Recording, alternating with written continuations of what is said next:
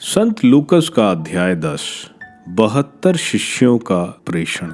इसके बाद प्रभु ने अन्य 72 शिष्य नियुक्त किए और जिस जिस नगर और गांव में वे स्वयं जाने वाले थे वहां दो दो करके उन्होंने अपने आगे भेजा। उन्होंने उनसे कहा, फसल तो बहुत है परंतु मजदूर थोड़े हैं, इसलिए फसल के स्वामी से विनती करो कि वह अपनी फसल काटने के लिए मजदूरों को भेजे।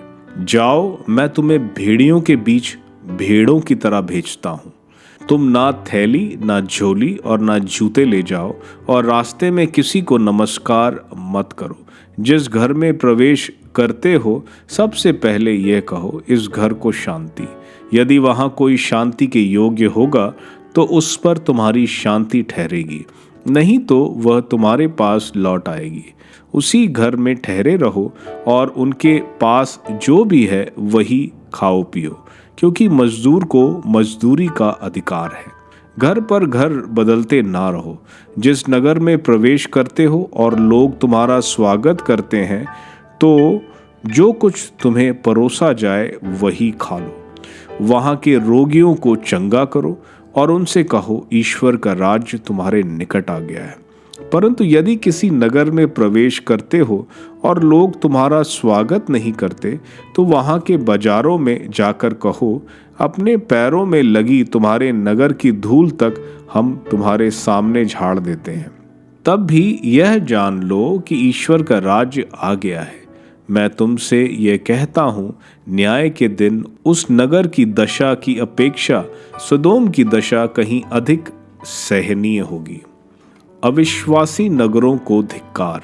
धिक्कार तुझे खुराजिन, धिक्कार तुझे बत्साइदा।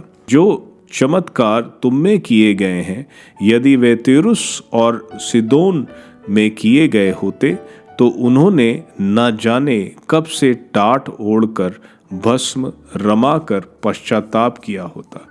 इसलिए न्याय के दिन तुम्हारी दशा के अपेक्षा तीरुस और सिदोन की दशा कहीं अधिक सहनीय होगी।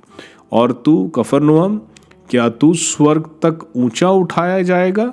नहीं, तू अधोलोक तक नीचा गिरा दिया जाएगा। जो तुम्हारी सुनता है वह मेरी सुनता है, और जो तुम्हारा तिरस्कार करता है वह मेरा तिरस्कार करता है। जो मेरा तिरस्कार करता है वह उसका तिरस्कार करता है जिसने मुझे भेजा है। 72 शिष्यों का लौटना। 72 शिष्य साआनंद लौटे और बोले, प्रभु, आपके नाम के कारण अब दूत भी हमारे अधीन होते हैं। ईसा ने उन्हें उत्तर दिया, मैंने शैतान को बिजली की तरह स्वर्ग से गिरते देखा। मैंने तुम्हें सांपों, बिच्छुओं और बैरी की सारी शक्ति को कुचलने का सामर्थ्य दिया है। कुछ भी तुम्हें हानि नहीं पहुंचा सकेगा। लेकिन इसलिए आनंदित ना हो कि अब दूत तुम्हारे अधीन हैं, बल्कि इसलिए आनंदित हो कि तुम्हारे नाम स्वर्ग में लिखे हुए हैं। भोलेपन की प्रशंसा। उसी क्षण ईसा ने पवित्र आत्मा से परिपूर्ण होकर आनंद के आवेश में कहा, पिता, स्वर्ग और पृथ्वी के प्रभु, मैं तेरी स्तुति करता हूँ, क्योंकि तूने इन सब बातों को ज्ञानियों और समझदारों से छिपाकर नीरे बच्चों पर प्रकट किया है। हाँ पिता, यही तुझे अच्छा लगा। मेरे पिता ने मुझे सब कुछ सौंपा है। पिता को छोड़कर यह कोई भी नहीं जानता कि पुत्र कौन है, और पुत्र को छोड़कर यह कोई भी नहीं जानता कि पिता कौन है। केवल वही जानता है जिस पर पुत्र उसे प्रकट करने की कृपा करता है। तब उन्होंने अपने शिष्यों की ओर मुड़कर एकांत में उनसे कहा, धन्य है वे आंखें जो वह देखती हैं जिसे तुम देख रहे हो, क्योंकि मैं तुमसे कहता हूँ, तुम जो बातें देख रहे हो उन्हें कितने ही नबी और राजा देखना चाहते थे, परंतु उन्होंने उन्हें नहीं देखा। और जो बातें तुम सुन रहे हो वे उन्हें सुनना चाहते थे, परंतु उन्होंने उन्हें नहीं सुना। सबसे बड़ी आज्ञा। किसी दिन एक शास्त्री आया और ईसा का परीक्षा करने के लिए उसने यह पूछा, गुरुवर, अनंत जीवन का अधिकारी होने के लिए मुझे क्या करना चाहिए? ईसा ने उससे कहा, संहिता में क्या लिखा है, तुम उसमें क्या पढ़ते हो? उसने उत्तर दिया, अपने प्रभु ईश्वर को अपने सारे हृदय, अपनी सारी आत्मा, अपनी सारी शक्ति और अपनी सारी बुद्धि से प्यार करो, और अपने पड़ोसी को अपने समान प्यार करो। ईसा ने उससे कहा, तुमने ठीक उत्तर दिया, यही करो और तुम जीवन प्राप्त करोगे। भले समारी का दृष्टांत। इस पर उसने अपने प्रश्न की सार्थकता दिखाने के लिए ईसा से कहा, लेकिन मेरा पड़ोसी कौन है? ईसा ने उसे उत्तर दिया, एक मनुष्य यरूशलेम से यरीको जा रहा था और वह डाकुओं के हाथों पड़ गया। उन्होंने उसे लूट लिया, घायल किया और अधमरा छोड़कर चले गए। संयोग से एक याजक उसी राह से जा रहा था और उसे देखकर कतरा कर चला गया।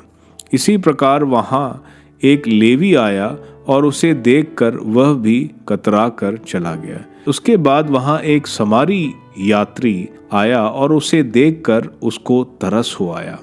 वह उसके पास गया और उसने उसके घावों पर तेल और अंगूरी डालकर पट्टी बांधी।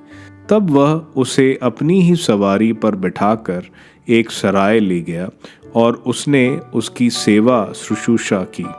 दूसरे दिन उसने 2 दिनार निकालकर मालिक को दिए और उससे कहा, आप इसकी सेवा शुश्रूषा करें, यदि कुछ और खर्च हो जाए तो मैं लौटते समय आपको चुका दूंगा। तुम्हारी राय में उन तीनों में कौन डाकुओं के हाथों पड़े उस मनुष्य का पड़ोसी निकला? उसने उत्तर दिया, वही जिसने उस पर दया की। ईसा बोले, जाओ तुम भी ऐसा करो। मार्था और मरियम। ईसा यात्रा करते करते एक गांव आए और मार्था नामक महिला ने अपने यहाँ उनका स्वागत किया।